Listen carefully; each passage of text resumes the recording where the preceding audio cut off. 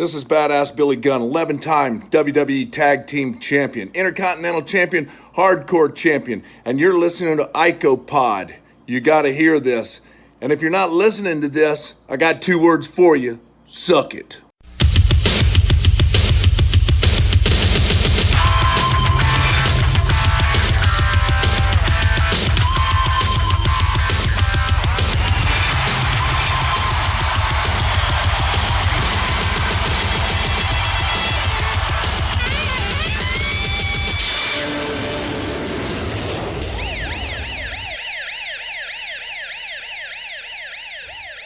And we're back with episode 85 of IcoPod. I'm Bob Colling Jr. And with me, as always, is Austin Skinner. Austin, how you doing tonight? How is it going, my dear friend Bob? I am having a ball because I am now eating pistachios. And if anybody out there loves pistachios, which, for goodness sake, if you're listening to IcoPod, you better like everything that I like. You can't just have one. And for me, I like them in the shell, so I'm literally trying to find one that isn't hard to open. And even then, it still makes my thumbs really sore and dry. But they taste delicious, and I'm enjoying it. How about you? So here's the thing. I'll piggyback off on what you're talking about there. I'm a very bizarre creature because I enjoy pistachio ice cream. Yep. I enjoy pistachio pudding. I do not enjoy pistachios. Isn't there pistachios literally in the ice cream? Correct. So you do like pistachios? I have never eaten a pistachio nut out of a bag of pistachios. So you've had it in the ice cream? Correct. So you like pistachios? No. Yes, you do, because you have pistachio ice cream. Okay, listen. Pistachios in it. You eat them. You like the ice cream. Thus, you like pistachios. Do I like the Hart Foundation? Yes, I fucking do. Do I like Jim the Anvil Neidhart? No, I fucking don't. You like him as part of the Hart Foundation? Yeah. So you do like him? No. Yep. Absolutely not. That's Solo exactly career, I have no interest. So that is my akin to pistachio nuts. Although, maybe somebody could change my mind if somebody plopped down a bag of pistachio nuts and said, hey, eat one of these nuts. I guess I'd be so inclined to do so and try. But, yeah, I can't say that I've been presented that opportunity. Oh, that's ridiculous. Pistachios are amazing. Pistachio ice cream, I'm actually surprised you said that, is an underrated ice cream. Completely, yeah. It's wicked good. Sometimes what I'll do is I'll eat the ice cream and then save the nut for separate. So it's like 2 meals in one. Okay, that's a little bizarre. How is that bizarre? It's like what you do with like cookie dough ice cream. You don't eat the cookie dough. You spit them out and you eat them separate. You spit them out and you make cookies out of it. Yeah. Takes forever, but you do it. Yeah, so that's, I guess, where we're a little bit different there, Bob. But, yeah, so that's good. Okay, how about this one? Here's another question for you. Blow pops, Tootsie Pops, all those things. Do you lick it all the way till you get to the center or the gum, or do you just crunch into it? I am a cereal cruncher. So that goes for any candy that you're supposed to just kind of salivate on. Oh no. Jawbreakers, I'm biting them. Suckers, I'm biting them. Yeah. I just do not have the patience to enjoy the candy. So therefore, I ruin it, I eat it, and I'm on to the next thing. So like Jolly Ranchers? Oh, dude, yeah. Biting Jolly Ranchers. Dum Dum Pops, crunch them down in 2 bites. Yeah, I tend to ruin those moments. And I'll be honest with you. How do I eat Kit Kats? I don't break them. I fucking bite them. Wow. Yeah. You might be the most hated man in IcoPod history. Yeah, I'm a maniac.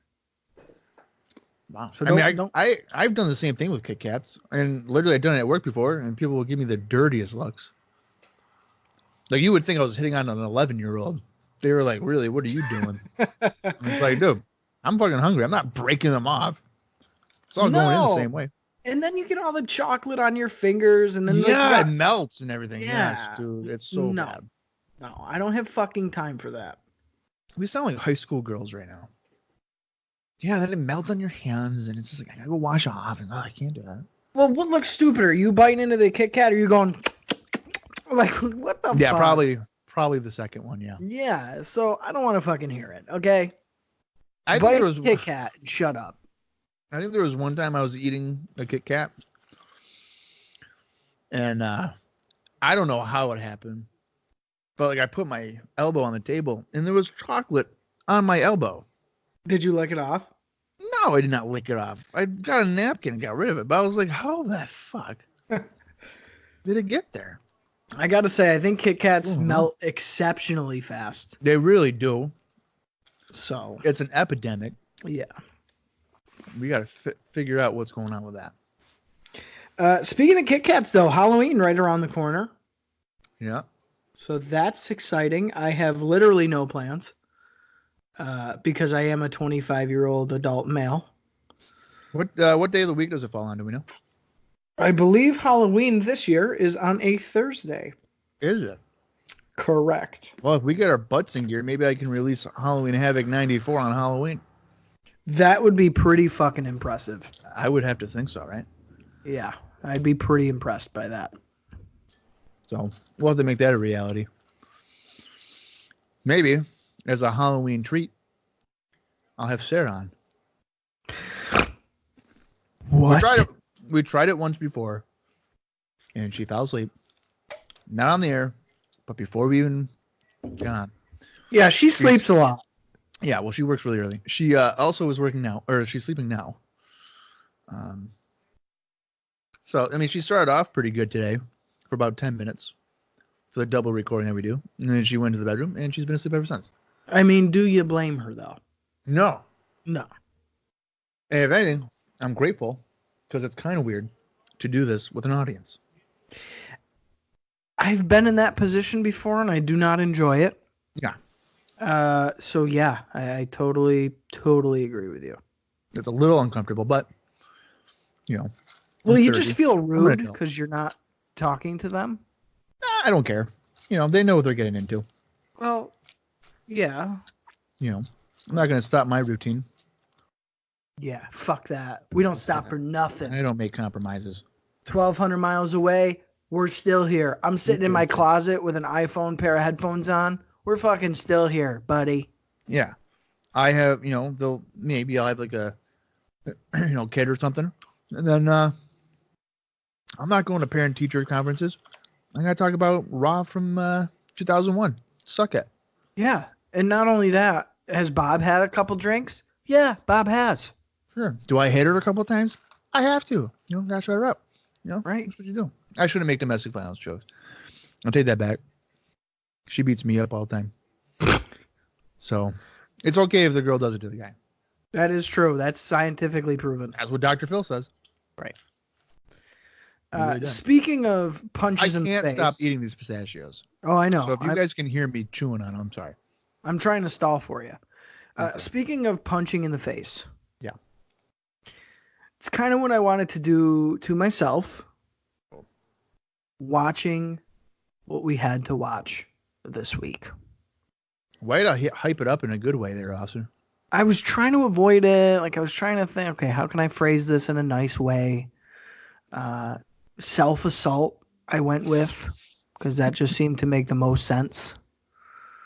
But yeah, I mean, it was so we had to kind of break our routine this week. Yeah. Because again, as we addressed last week, I chose to go to a movie instead of recording. Yep. Thanks for putting their friendship first. Thanks. Yeah. We didn't even invite me. No, guys. Absolutely not. No, there's not enough seats. Sold out. No, here's the thing. You could have gotten your phone out, recorded it, and then, you know, in the theater, had your headphones in, had the phone out, and I could have been talking to you. Point it up. Zoom in. Yeah. Move it to the right. What's going on? Hey, man, can we go get a drink or something, you know? stuff like that. Yeah, go get us popcorn. My own virtual reality. That would have been highly entertaining. But I did decide to decline that and watch the movie with people in real life instead of virtually. Bullshit. So we are sitting here. It's a Sunday night. We just finished wrapping our last week's episode. And here we are for this week. Guess when I watched the second episode that we had to watch? Guess when you did? Yeah. This morning. No, incorrect. So at about 2:00 this afternoon, I put on the final episode of Raw that we were scheduled to cover. That's funny. Yeah, so I was really, really stalling this week. I've done that with pay-per-views. So, Like Survivor Series, for sure did that. Yeah, so I did kind of drag my feet this week. We did get a little bit of extra time to watch stuff, which was nice. But I got to tell you, man, getting through this one was rough. I don't know why that would make it. I don't know why that'd be such a rough thing. Yeah.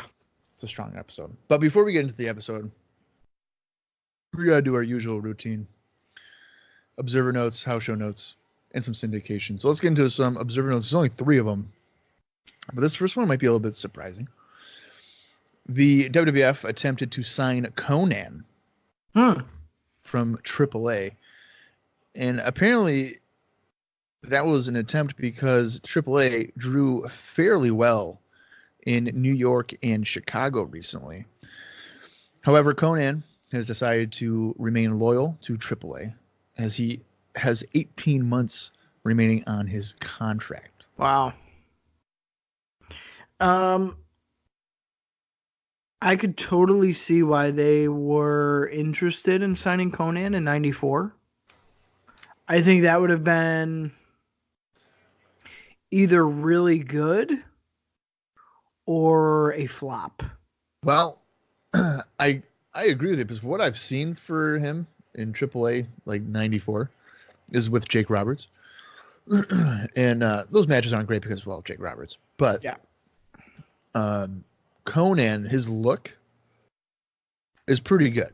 Yes. He's a built guy. Like, he's physically imposing and looks like he could be a credible guy. Yes.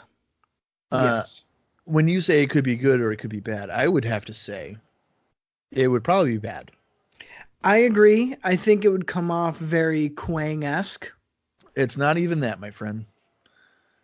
It really has to do with the fact that they had him before. And he was going to be Max Moon. Yeah.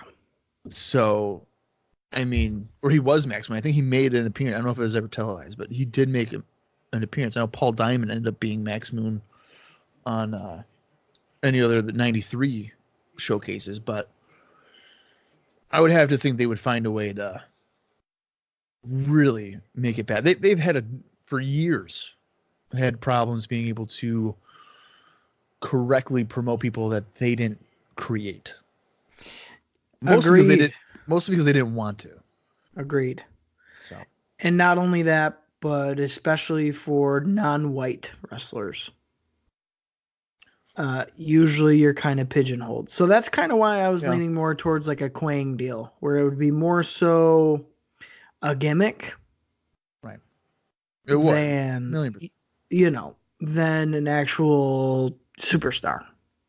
They would do something like, oh, his name's Conan. All right, Conan the Barbarian. Great. Go get him, Tarzan. Yeah. And like, I'm not on board for that. So I am glad that that did not come to fruition, even though Conan on a roster is a boost to your roster. I mean, absolutely. I can't disagree with that. I just know they would fuck it up. Yeah. They have already in the past. So. Yeah. Last week's episode of Raw, which featured Diesel defending the Intercontinental Championship against Lex Luger, got a 3.1 rating, which was higher than what Brett and 123K got on July 11th. Wow. I was wondering if they'd beat him out, and look at that. They do just by the skin of their teeth. That's pretty impressive. That's pretty impressive because now we're talking Bret Hart, and we're talking the WWF Championship. Yeah. So that's pretty cool. And I would try to. I was thinking, maybe this is showing. I mean, I don't know. Like 1-2-3 Kid might not be seen as a credible guy, but you're going to get a better match. And Yeah. I can't sit here and tell you that people are tuning in for Lex Luger because I really don't think they are. I think they're tuning in for Diesel. I agree. I So agree. that's impressive. Well, for him, it's exciting because Yeah. it's organic. Exactly. It's not something forced. Yes, exactly. So I don't know, man. Like that puts some wind into my sails for sure. Well, So- you know what put wind in our sails earlier this year, last month, was the whole Roddy Piper Jerry Lawler feud. Oh yeah, dude, just really carried me away. And the Piper sound-alike at the pay-per-view and at the Raw leading into it. Yeah. It's revealed that his name is Pat O'Neill, and he's from North Weymouth, Massachusetts. Okay. And do you want to take a guess at how much he was paid for the match, for his part in the match?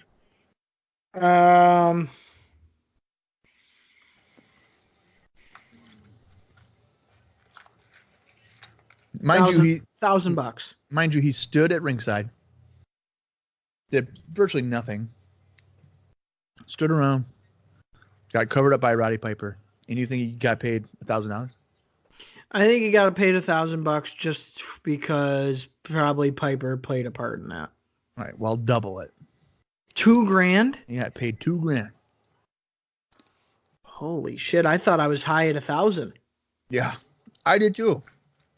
Let alone it's $2,000. Not only that, you're on pay-per-view.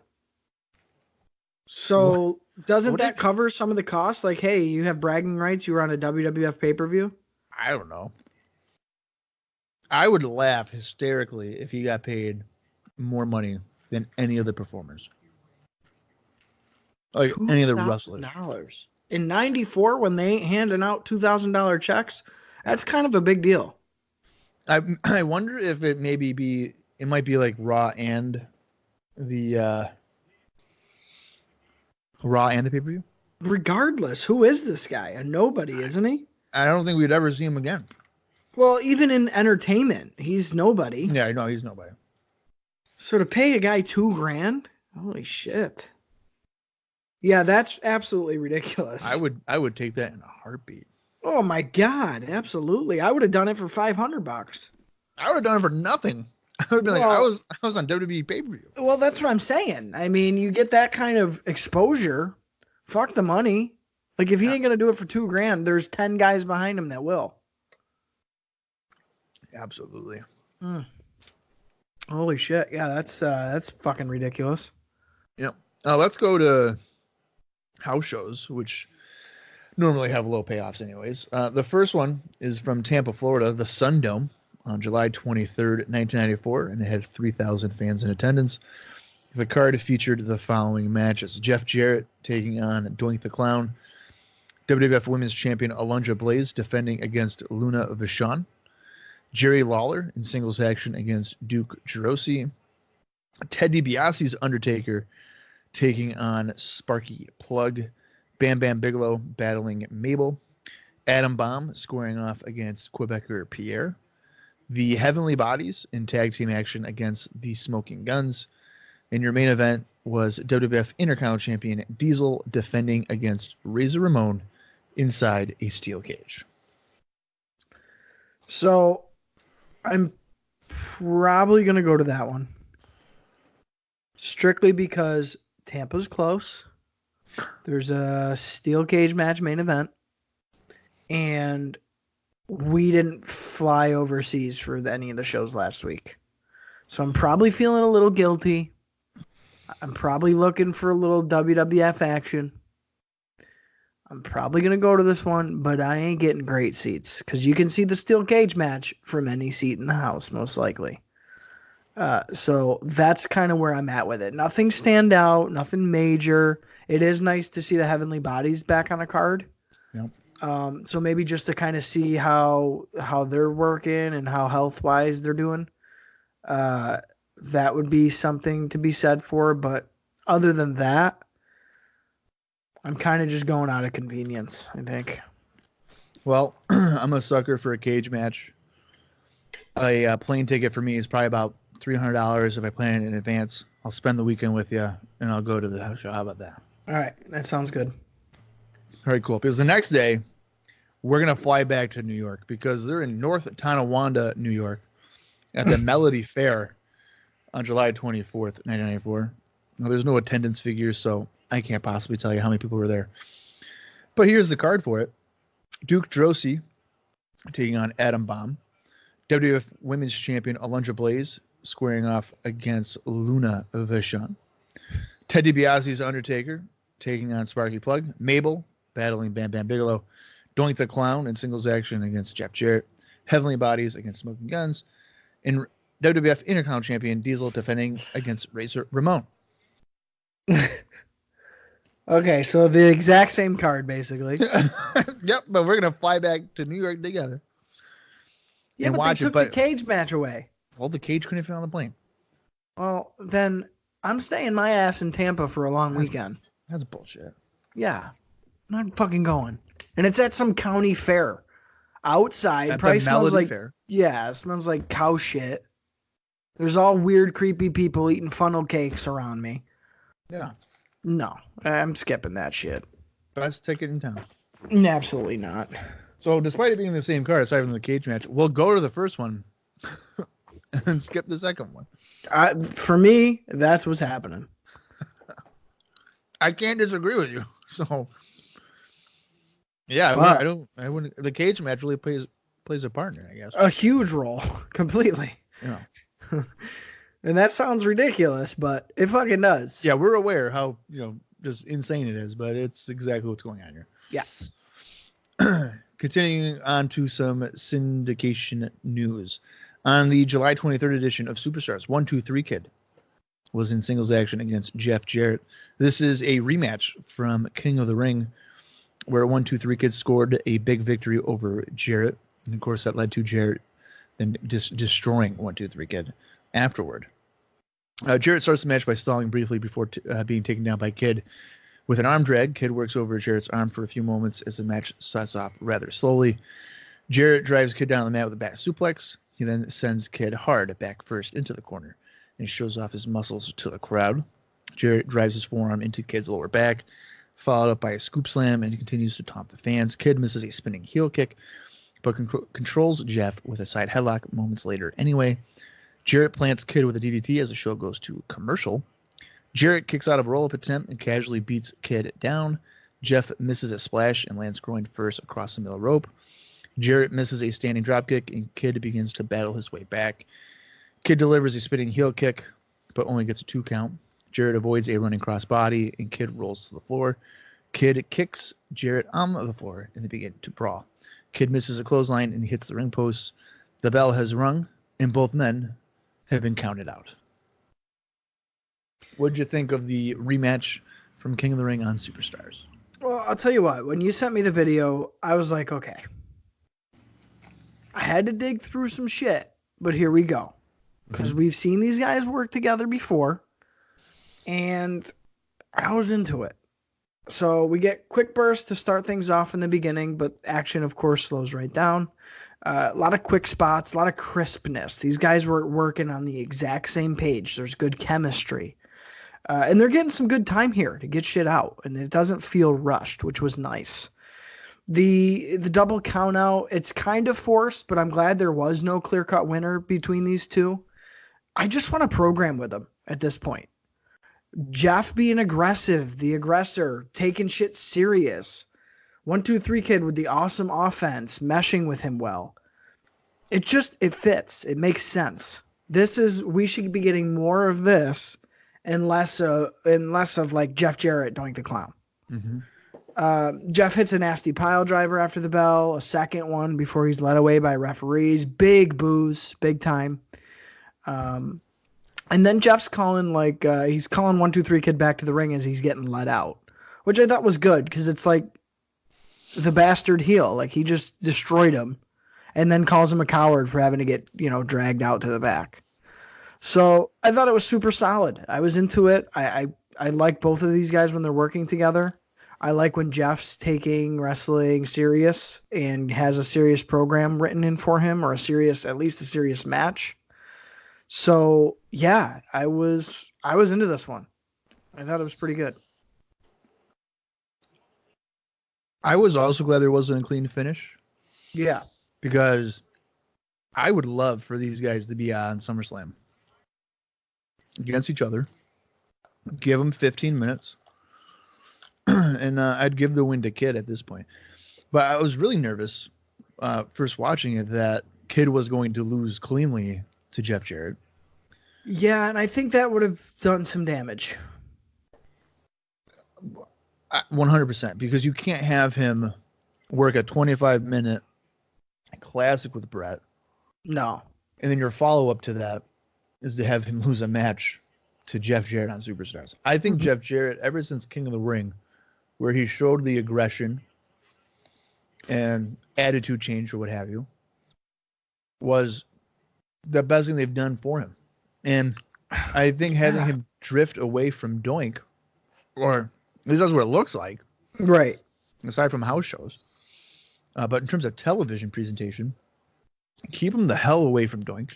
Oh my God. Keep doing the stuff you're doing with 1, 2, 3 Kid. And, you can build up a Jarrett from there. Right. But yeah, I was super nervous that they were going to be like, okay, cool. Because this is what they normally do. They usually build up a babyface. Yep. Feed him to the heel. Yep. And then they, botch how they book the heel. And then no one benefits from it. Yes. I couldn't have said that better myself. So I'm glad that for once, I am glad we didn't get a clear-cut winner because, again, I think both of these guys are kind of important for different reasons to the show. Sure. But could both benefit from working with each other. Mm-hmm. So it's kind of a unique situation. So I don't know. I'm hoping for more. I mean, that's 2 we got under our belt now. If we put in some decent storyline into this shit, who knows? I'm hoping that 1, 2, 3 Kid doesn't lose for the rest of the year, and then by early '95 he's going for the IC strap. That's what I'm hoping for. I think that's super realistic, actually. Like, sign me up. I'm into that. Yeah, get that moonsault over. That can be his finisher. Oh my God, yeah, and it's such a natural thing to want to cheer for and see. Absolutely. So I 100% agree with you. Well, speaking of good things, on the July 23rd edition of Superstars, there was the Heartbreak Hotel once again with Shawn Michaels. And his guest this week is Ted DiBiase. And Ted says the rumors have been going crazy as of late, and he is here to clear the air regarding those rumors. DiBiase says there is nobody that can't be bought. He's been proving that since day one. He even bought the WWF World Championship. Of course, that's in reference to 1988. Ted notes that he delivered The Undertaker as well. And he reveals that he has bought Lex Luger. It takes Luger a moment to come out, but he eventually does come out. Tatanka appears on the set, and boy, he's pissed. He wants to set the record straight right now. He thought that Luger was his friend, and he thought that Lex represented the same things that he represented. Tatanka is proud to be an American and says he is no longer friends with Luger for selling out. DiBiase thinks that Tatanka is jealous because DiBiase didn't buy Tatanka. Ted thinks it kills Tatanka knowing that he can't beat Luger. Tatanka knows that he can beat Luger any day of the week. Luger tells DiBiase that he doesn't agree to any kind of deal. And then he turns his attention to Tatanka and says that he was never bought out. He says there isn't enough money to buy him off. Luger wears the colors with pride. Lex still considers Tatanka a friend despite all of this. And he again leaves telling DiBiase that there is no deal. Tatanka isn't convinced and saw the money change hands. Tatanka leaves not happy, and he's still not convinced. The fans are silent for the relatively short segment. DiBiase says that Luger is in the bank to end the segment. So, what I'm getting out of here is that Tatanka is the girlfriend that never listens. Okay? You could tell her that nothing's going on between me and this other girl. And then he's going to be like, you're a liar. I know I saw it go down. And what's going to eventually happen is that he's going to push Luger into the arms of Ted DiBiase. That's what I think is going to happen here. What do you think? First of all, where did all this take place? Because I didn't see any of this shit. This happened on the July 23rd edition of Superstars. I tried to find a clip of it for you, and I did not find one. Okay. I still... Tatanka's coming off as like Luger's closet gay lover. I'm telling you. It's weird. And like the deal between Ted and Luger is if he accepts the money, Luger can't see Tatanka anymore. And Tatanka's pissed about it. So he's like, you know what? No. I used to love you, but you're a sellout. You sold my love down the river for money. So if you think you're kissing these Native American lips anymore, you can just go cry about it because you're not. And that's what it sounds like to me. That's when you explained it, that's what I heard. Tatanka wants to kiss Lex. Lex doesn't want to kiss Tatanka because he's got money now. Am I right? I feel like you're not wrong. It just blows my mind for me how quickly Tatanka has become the most annoying character on WWF television. He's just a whiner. Yeah, that's what it is. Like, hey, Tatanka, you're not undefeated anymore, so maybe you should hit the gym a little harder and like focus on your matches. Maybe when and not Lex Luger. Maybe when the fake Undertaker tombstoned him, it gave him like CTE or something. Oh yeah. And like he doesn't remember like when he was kind of cool, so now he's all jacked up. Right, and that definitely could be the case because ever since then, it's been drastically downhill for Tatanka. It literally has been Drastically. So something's going on, and I don't know. Maybe Tatanka is getting paid by Ted, and it's like he's getting paid by Ted to fuck Luger up and like mess with his shit and like disrupt what he has going on. I kind of hope that this causes Luger to actually end up with Ted. And the reason can be, listen, Tatanka, you're just like my ex-wife. I would tell her all the time, I didn't do nothing. We're good. Blah, blah. She didn't listen. I divorced her. So what I did, I divorced you. I realized that I would be an idiot not to take the money that this bozo has been sending me. So you're damn right I took the money.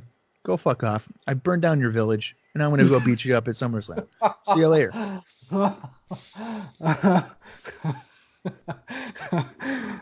Dude, if that happens and he cuts that promo, I'm in there. Hey, take this blanket. I'm sure there's no chicken pox on it. It's fine. Chicken pox. Not smallpox, folks. Chicken pox. We don't kill people in the WWF. No, we just make them very uncomfortable for about 3 to 4 weeks. Yeah.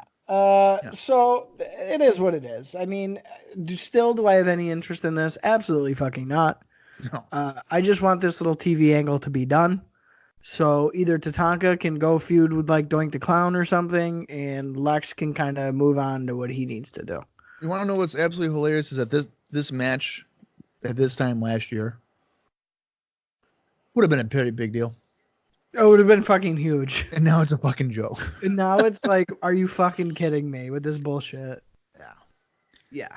Speaking of bullshit, let's go to the July 24th edition of Wrestling Challenge. Oh. And it features a match between Nikolai Volkoff and Yo Bro Virgil. That's right. I thought it was over with Virgil, but by God, he is still trucking along. Dude, when I saw this, I was like, fuck you, Bob. Fuck you. We've had to sit through 3 syndication matches. This is the 4th one you give me? Holy fuck. Virgil and Volkoff. This ain't 94, you motherfucker. How'd you sneak this shit in? What the fuck? I love it. Oh. My ribs are. Damn it. I think I broke my ribs. Here's a rundown of what happened between Volkoff and Yo Bro Virgil. Volkoff works over Virgil with strikes in the corner to begin the match. Virgil avoids Volkoff and he nearly wins the match with a roll up out of the corner. Virgil kicks Volkoff, followed by a sunset flip, but Volkoff misses a punch. Virgil drop kicks Volkoff over the top to the floor. Volkoff pulls Virgil to the floor, but Virgil's able to send Volkoff awkwardly into the ring steps to a point where Volkoff doesn't even really sell it, and they just get back into the ring, where Virgil drops Volkoff's arm over the top rope. Virgil heads to the top, and he hits a double axe handle. Volkoff holds onto the ropes to avoid a roll-up and delivers a clothesline of his own. Virgil gets trapped in a bear hug after coming out of the corner. Virgil kicks a charging Volkoff and delivers a back elbow. He begins to jab Volkoff several times, and he drops Volkoff, leading to a near fall. Virgil locks in the $1 Million Dream, but Volkoff rams Virgil into the corner to break free. Virgil then comes off the middle rope to hit a clothesline for a near fall. Virgil goes to the floor to confront DiBiase, but luckily Virgil is able to deck Volkoff to avoid a strike from behind. Virgil drop kicks Volkoff and gets distracted by DiBiase, who apparently tossed a $100 bill into the ring. And that's probably the most money Virgil has seen in years. Virgil tosses the money back at DiBiase, and that allows Volkoff to hit a back suplex. Volkoff then grabs Virgil to hit a pile driver to win the match. After the match, the $100 bill gets shoved down Virgil's throat. In a rather hilarious moment, DiBiase ends up retrieving it from Virgil's mouth. That went as well as I expected it to go, to be quite honest with you. This is the type of match where, again, I feel like I've said this far too many times, but when you promote a new generation, I mean, come on now.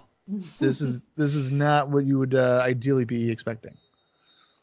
It's just, first of all, you made that sound way more interesting than it was. You're welcome. Volkoff got no reaction. Virgil got half a pop. But let me tell you, Virgil goes on another flurry here very early on, and the ref almost fast counts for Virgil. Like it's a 1-2, and it's like, oh my fucking God, Virgil almost just got a fast count 3 count. Like, what is going on? Who picked Virgil as their character in a wrestling game and put all the cheat codes in? I want to know. Like, who did that? Because every time we see fucking Virgil, there's like a flurry. And like, oh my fucking God, what just happened? I don't even think Virgil was ever in a WWF game. Good thing. At least not around this time. Yeah, because he'd be way overpowered. Probably. But like, what the fuck? So we got that again here. And literally I have written on my note, this is a great match from 1988. Like, what a matchup we have here. Volkoff wins the pile driver. We get the stuffed dollar in Virgil's mouth. Yada, yada. It's just so juxtaposed to anything else that Raw is supposed to be right now. Yeah. It's very confusing. Very confusing that Volkoff has been more than like a 2 or 3 week thing. And very confusing that Virgil somehow is pulling a JTG and not answering his phone every time they try and fire him. Because he's just sticking around. He's probably, jumping into broom closets to avoid being fired in person. I don't know. Something. Because, like, why is Virgil still getting paid to be here? I don't know. I'm still confused with Volkoff. Is he now, like, fine with being in the corporation? I don't understand. Has he accepted that he's like being shitty? It's like, yeah, I guess I better own it, Yeah, if I'm shit, I might as well flaunt it, and maybe people will buy into it. I don't know. Yeah, I don't get it. I don't understand. I guess I'll never understand. But it is what it is. Yeah. Let's go right into the July 25th, 1994 edition of Monday Night Raw, and we are once again taped from Bushkill, Pennsylvania. Raw opens up with a video from Superstars where Tatanka had said that he cannot believe Luger sold out. And then we get a pre-tape promo from Luger with him saying, Tatanka, I did not sell out. Not convincing at all. No. And then we go to the Raw opening video. Jim Ross and Randy Savage welcome everyone to the show. Ross hypes up the show, which we will see Tatanka taking on Nikolai Volkoff, and of course Yokozuna squaring off against Adam Bomb. Ross and Savage wonder if Luger has in fact sold out to Ted DiBiase. Let's go to our first match of the evening. It's Tatanka squaring up against Nikolai Volkoff in a $10,000 challenge match. You couldn't pay me $10,000 to watch this. I did it for free. Tatanka with a wrist lock to control Volkoff to start the match. Tatanka with a few overhand strikes to Nikolai's arm as well. Headbutt by Volkoff, but Tatanka drops Nikolai with a shoulder block. Volkoff works on Tatanka in the corner with some punches. Volkoff continues to punish Tatanka by choking him across the top rope. Volkoff kicks Tatanka a few times as DiBiase coaches on the floor. Tatanka chops his way out of the corner, but is met with a back elbow as he comes off the ropes. Tatanka comes off the ropes with a running clothesline and drop kicks Volkoff to the floor. DiBiase yells at Volkoff to get the job done. Volkoff pulls Tatanka to the floor and rams Tatanka headfirst into the ring steps a few times. Volkoff continues his simple offense by stopping Tatanka back in the ring. Tatanka begins to go on the warpath after being rammed headfirst into the top turnbuckle. Tatanka with several more chops, and he drops Volkoff with an overhand chop. Tatanka heads to the top rope, and he nails Volkoff with an overhand chop for only a 2 count. Tatanka runs into a big boot, and Volkoff scoop slams Tatanka.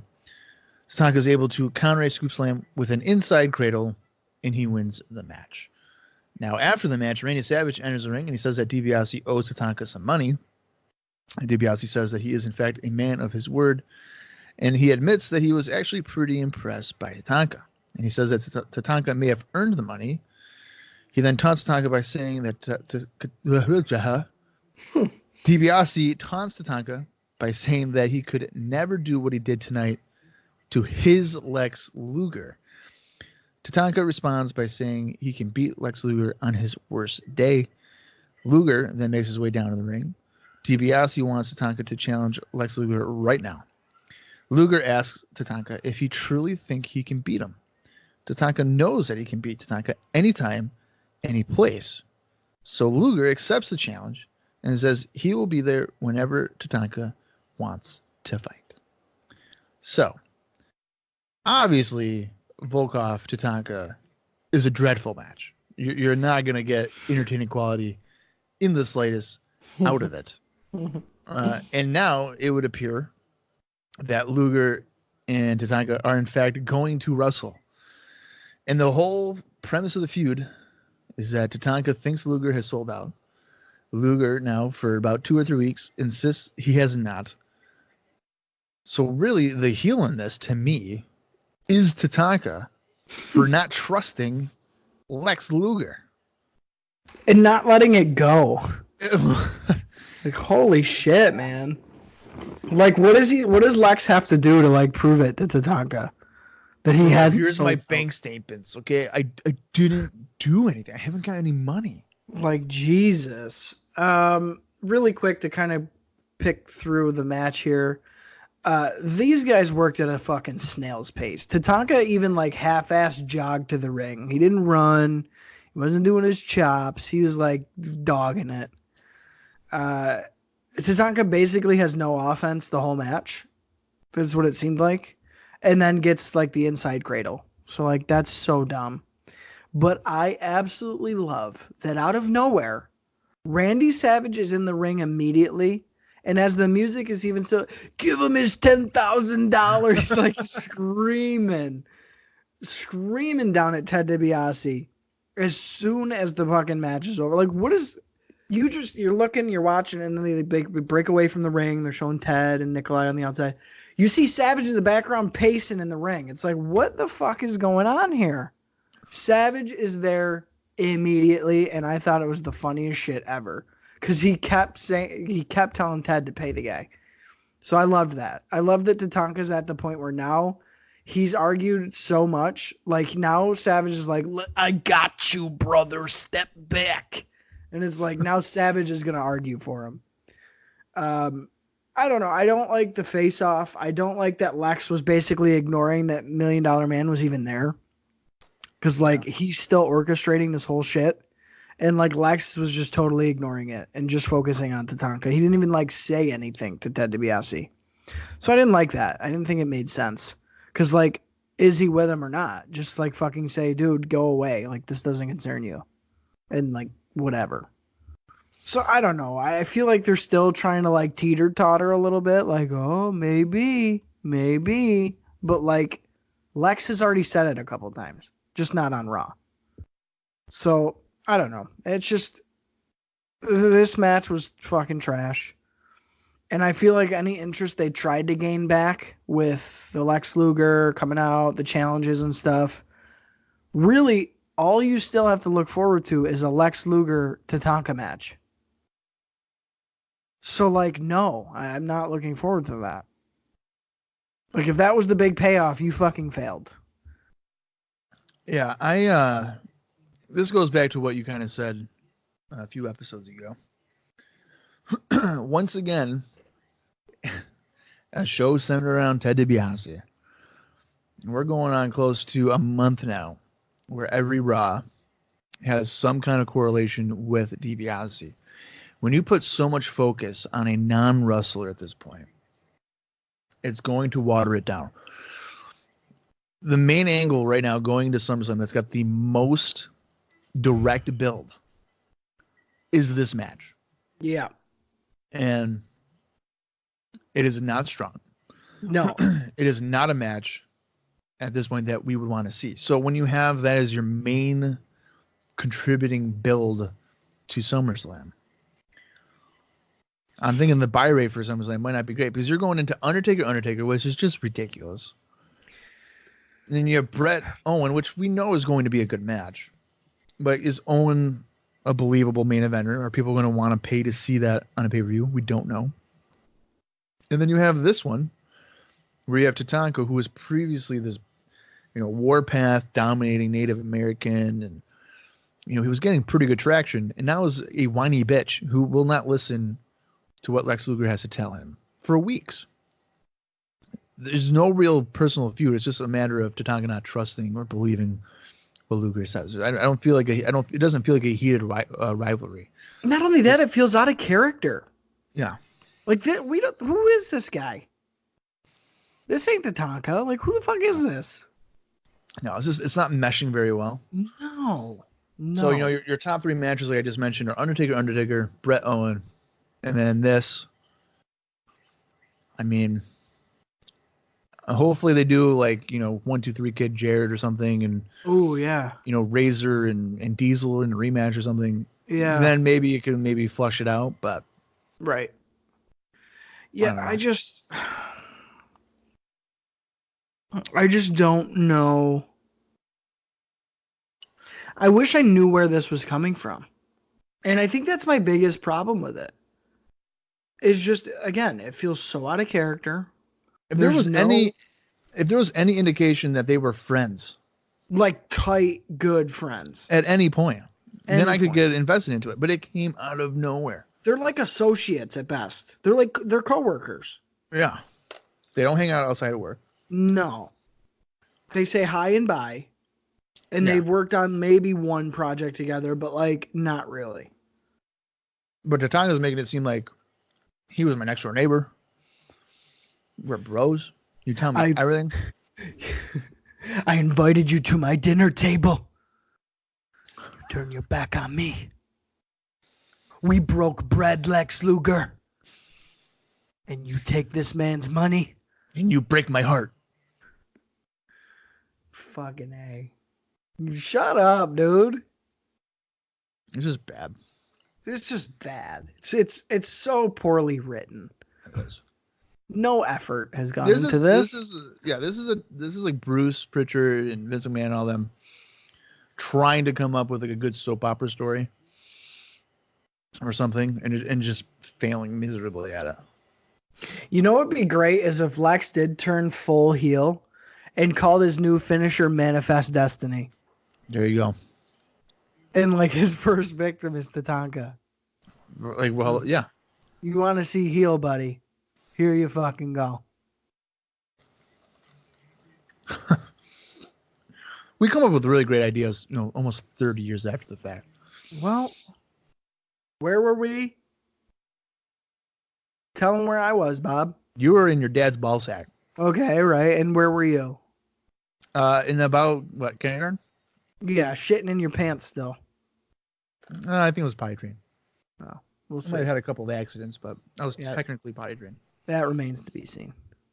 I was actually thinking maybe I should just buy adult diapers. I mean, that makes sense. Might as well start them early. Well, the thing is like I'd be able to accomplish a lot more. Right. I wouldn't have to go to the bathroom nearly as much. And you could look very similar to your absolute hero, Nikolai Volkoff. Yep. Because I'm pretty sure Or he's Bob wearing Backlund. one. Yeah. Bob Backlund with his saggy fucking diaper. Yeah. So and they'll I be don't like, know, what inspired you? And I will be like, watch this episode of Monday Night Raw. And you will totally get it. And they'll see Volkoff and Bob Backlund, and they'll be like, wow, we do see that. I think that's a great fucking idea. Thank you. I must do it then. Yeah. What isn't a great idea is continuing any of this shit any further with these two guys. Great. Well, Jim Ross and Randy Savage proceed to ponder if Lex Luger has really sold out to Ted DiBiase. It amazes me that no one trusts Lex Luger. Nobody. Even they are wondering still, did he do it or No. not? I mean, I know he's saying no, but like, did he? So, really reassuring for one of your top baby faces that no one can trust. That's great. Let's go to our second contest. It's the WWF World Tag Team Champions, the Head Shrinkers, taking on Joey Stallings and Barry Hardy. As you would expect, the Head Shrinkers have virtually no problem with these two Joe Schmoes. About two pin Stallings following a top rope big splash to win the squash. Did the one guy even get tagged in? I feel like Barry Hardy was in there primarily. Yeah. I'm not really sure if Stallings had anything to do. I don't even remember him getting tagged in. Yeah. But again, run of the mill, really nothing substantial. I feel like the Head Shrinkers were running on about a 75% effort. Just kind of another day, another dollar. That's still better than most 100%. Correct. So it is what it is here. We get the enhancement match. On to the next thing. Well, we get our third contest of the evening. It's Jim Neidhart taking on Jim Powers. That's right. It's the Battle of the Gyms. Neidhart makes Powers submit with a chin lock to win the squash match. And let me tell you, dude, it looked like fucking shit. His arm wasn't even on the guy's head. It's fine. It was like it kept slipping out, so he kept having to put his arm in position. It was so stupid. And it's so funny, too, because, by the way, Jim Powers is still jacked here. He's in fucking great shape. I want to point out that in the Observers, it's noted that Jim Powers is jacked. And I guess it was asked to WWF officials if Jim Powers had been, drug tested, because they are doing that at this time. And they said, well, Jim Powers technically isn't under contract. He works on a night-to-night basis, and as a result, is not subject to our drug testing. Yeah, well, you can tell. So what that really means is absolutely Jim Powers is on steroids, but we don't fucking test it, so we don't care. Yeah, if you just picture Ultimate Warrior like cut off at the knees, and you got Jim Powers. Right. So just like a shorter Ultimate Warrior. That's what his body looks like. Which makes it even funnier that he loses to Jim Neidhart. A guy who's just jacked can't beat Jim Neidhart. Yeah, it's pretty pathetic. It's not a good visual. I don't really have much to say here. I mean, I don't think there's any value in Anvil in a singles role moving forward.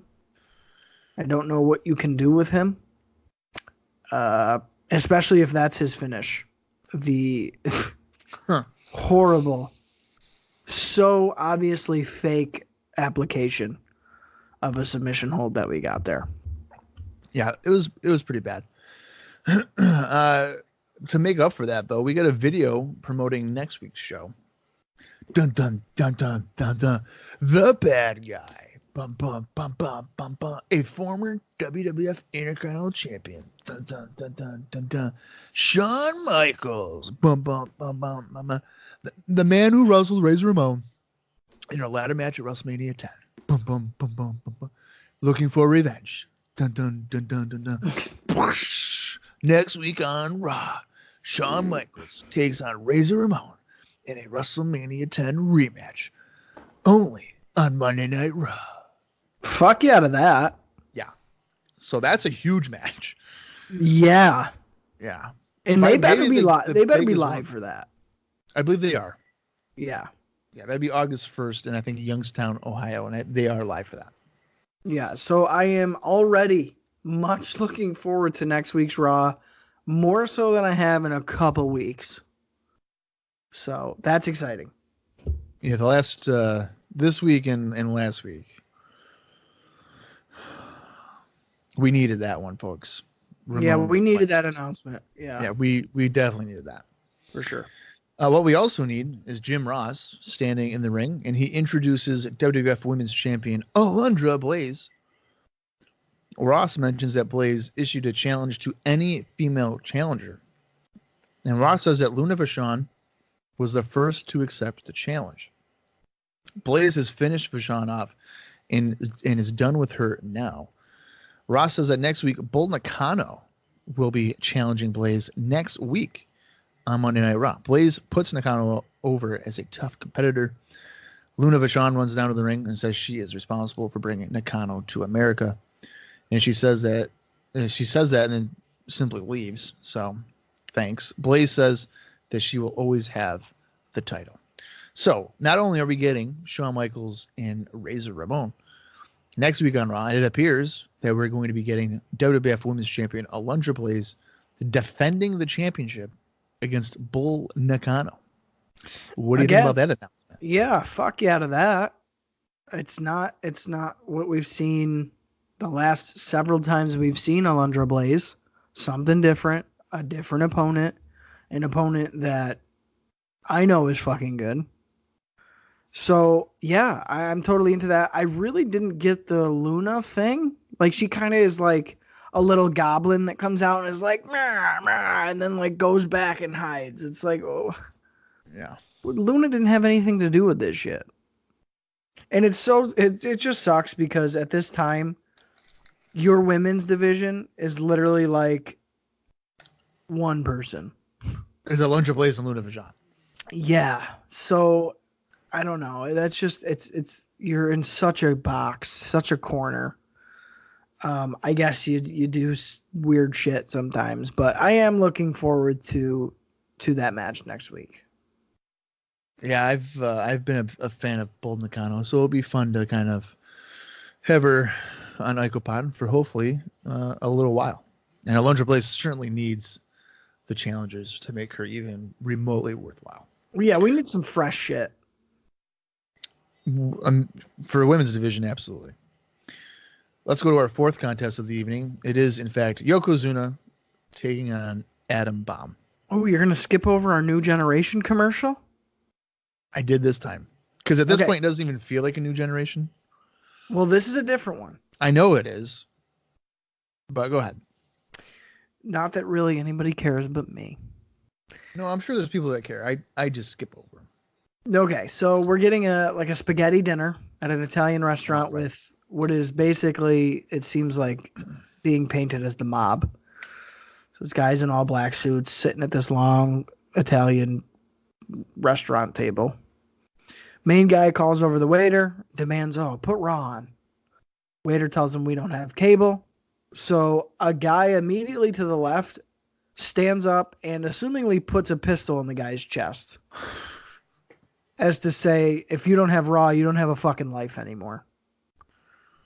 And the guy reminds him that in the limousine that they all rode in, there is a TV that they can capture the Raw moment.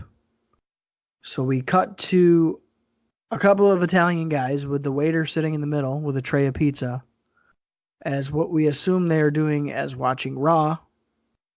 And I just don't get the connotation here, because you basically just promoted Raw with a mob hit.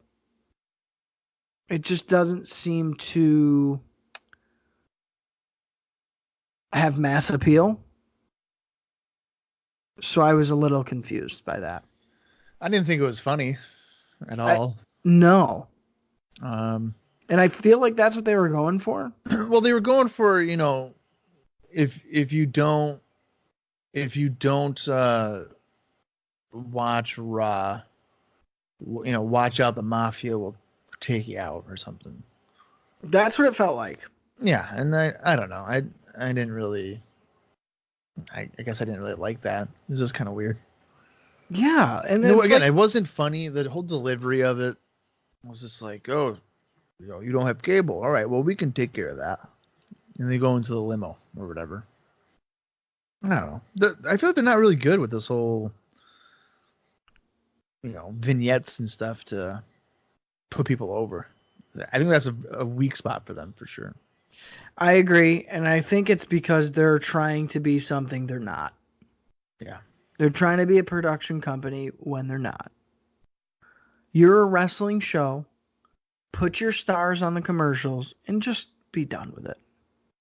We don't care about these fucking C-list commercial actors pretending they're a mob family, demanding that Raw be put on in a restaurant. Like, you're not convincing anybody. That's not funny. First of all, if you don't even know what Raw is or the WWF, that tells you nothing. That commercial does nothing for you. Yeah. So I wholeheartedly agree with you. Yeah. Although Yoko Claus was actually pretty terrific. So. If you motherfucker, move on. Don't even say it. Hurt you. Yeah. Fourth contest, Yokozuna taking on Adam Bomb. At one point, these two were actually probably our favorites. And now here we are. Yoko slaps Bomb and delivers several right hands, which Bomb is backed against the ropes. Yoko with a back elbow as Bomb comes off the ropes. Bomb ducks a clothesline and hammers away on Yoko with the right hands of his own. Bomb clotheslines Yoko, but is only able to stagger him. Bomb comes off the ropes and shoulder blocks Yoko to the floor as Raw goes to commercial.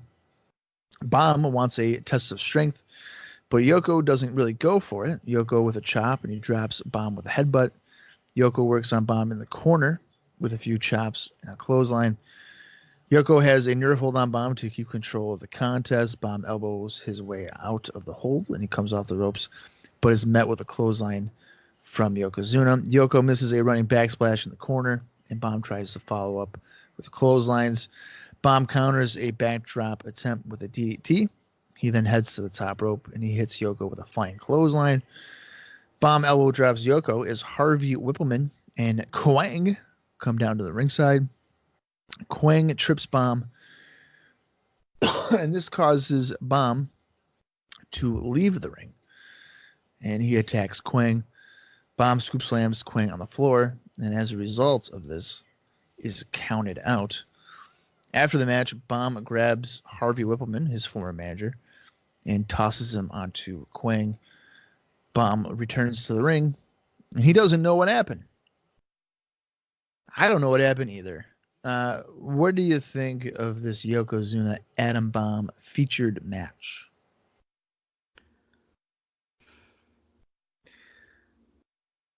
So, as much as I really wanted to like it, first of all, Bomb comes out with no variance in persona, gear, look, music. Like, nothing's changed. Yeah. It's a very weird reaction from the crowd. You can tell they're confused. But he is giving somewhat of a glimmer of hope, because a couple times during the match, he does get face reactions when he's getting offense in on Yoko. Now, I think the only reason that's happening is because it's Yokozuna. Right. I don't believe Bomb as an underdog at all. He shouldn't be an underdog He at all. should not be in that position. We did get some Adam Bomb chants while he's sitting in a nerve hold. So that surprised me. I'm surprised they went as far as, to chant for him. But the whole schmaz shit with Harvey and Quang coming, I'm not convinced. When he throws Harvey onto Quang and it's like, oh, it should be this big face moment. It kind of just falls flat for me. Yeah. I don't think the attempt really stuck, but the crowd was into the match. So I'm not going to take that away from them. But at the same time, in my opinion, Adam Bomb needs to be completely repackaged. Completely. Like, different guy. I don't foresee a face turn for Bomb going overwhelmingly well. I think he needs to be repackaged, and for him to be a face in his first feud, I guess you could say, with Quang, is going to be pretty flat. Yeah. And even if he were to win that feud, which for God's sakes I hope he would. There's no reason to care about Quang or Adam Bomb at this point or anything. I feel like they put Bomb in just weird positions. Yes. Like at WrestleMania 10, why have him be the one fed to Earthquake? And now Earthquake's not even with the company anymore. Right. So you've wasted that. And now you have him turn face, and now you have him in a match with Yokozuna. And you know that you're not going to have him beat Yokozuna. Right. So where is this whole thing a plan to make it as an attempt to increase interest in a Quang and a Bomb feud? Then why the hell do you even have Yokozuna involved in this? You could do all of this with an Adam Bomb enhancement match or someone of very little importance compared to Yokozuna. So right. To me, it makes no sense as to why they would book this. I don't think anybody was craving to see a Yokozuna Adam Bomb match to begin with. I didn't think the match was necessarily bad. I don't understand the booking or promoting of it. And I really feel bad for Adam Bomb because at one point he was kind of like what maybe Diesel is to us right now. Like he was the guy that had all this potential and could have been this, could have been that. The look, the presentation. Everything. Yeah. Yeah. And unfortunately, he's fallen well short of those expectations that maybe we had in our brains. Luckily for Diesel, it's kind of panning out so far. But for Adam Bomb, and maybe it's because, the gimmick. Diesel doesn't really have a gimmick or, a ridiculous one. Right. Adam Bomb was, a survivor of a toxic dump. So I think that plays a large part into people getting over. I agree with you. It's just a bummer because Bomb has so much to offer. And he's almost like a Bam Bam Bigelow.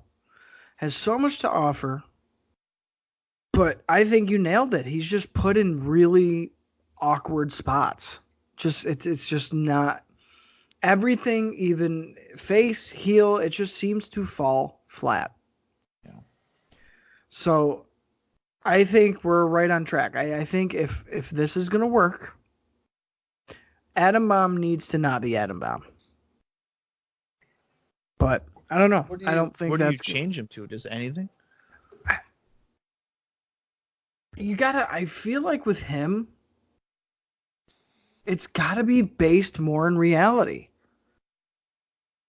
You have to. But I don't know how you make that transition. I don't know either.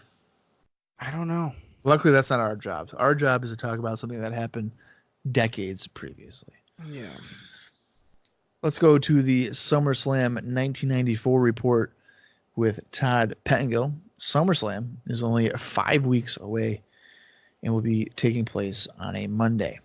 And it is announced right here that Razor Ramon will, in fact, challenge WWF Intercontinental Champion Diesel at the event. So that is, to me, you got Bret Owen and then Razor Diesel now is your main event in your co-main event or semi-main event, not this Undertaker main event, and then the cage match is your semi-main. That would be my semi-main event. That's a much needed addition, I think. I was gonna say, SummerSlam. what a breath of fresh air. Like, oh, okay, it's not gonna be a total fucking shit show. Yeah. Like, okay, cool. Yeah. Needless to say, that is in fact a relief. Let's go to our main event of the evening. Duke Droese in singles action against Dwayne Gill. That's gonna sell some fucking tickets. Abso-freaking-lutely.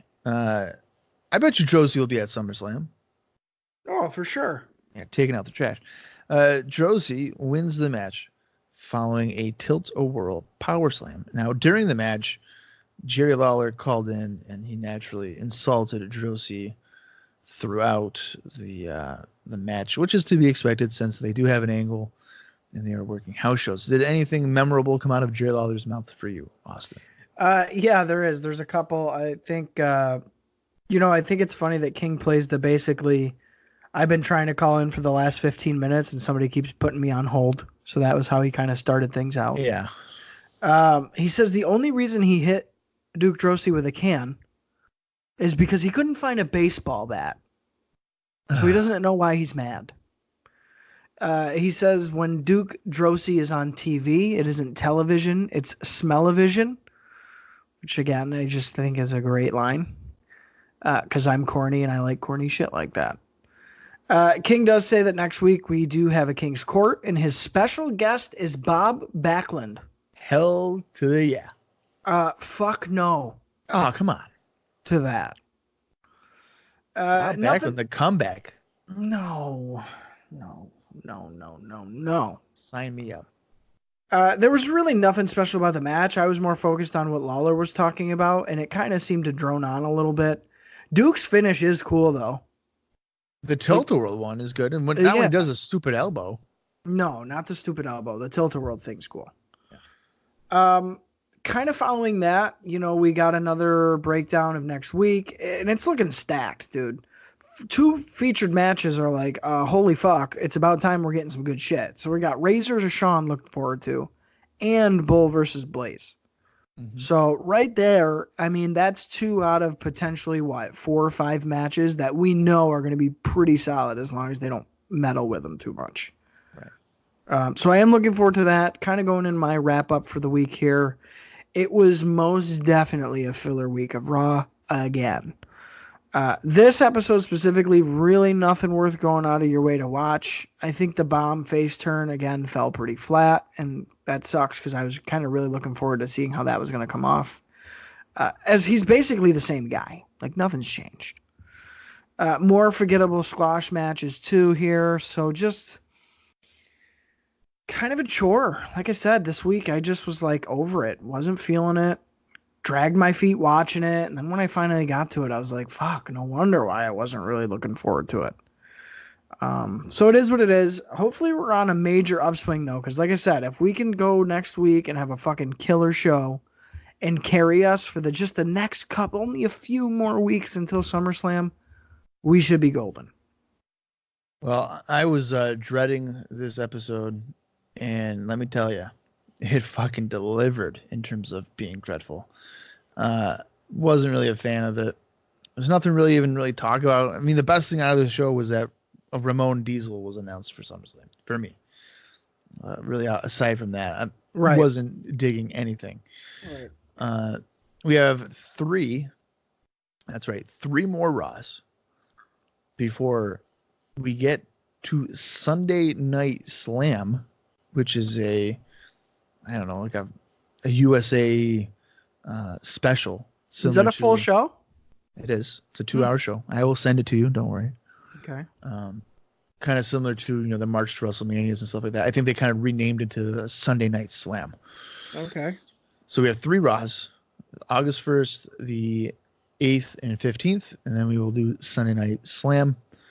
And then it will be the live watch of SummerSlam 1994. So if it's something that you have not seen in quite some time, reserve it. Do not go and watch SummerSlam 94. Wait just a few more weeks and watch it with us, similar to what we do with our bonus live watches. I'm sure that our SummerSlam 94 and subsequent live watches will be more focused on actually what's going on compared to our WCW or whatever other ones where we just really shoot the shit.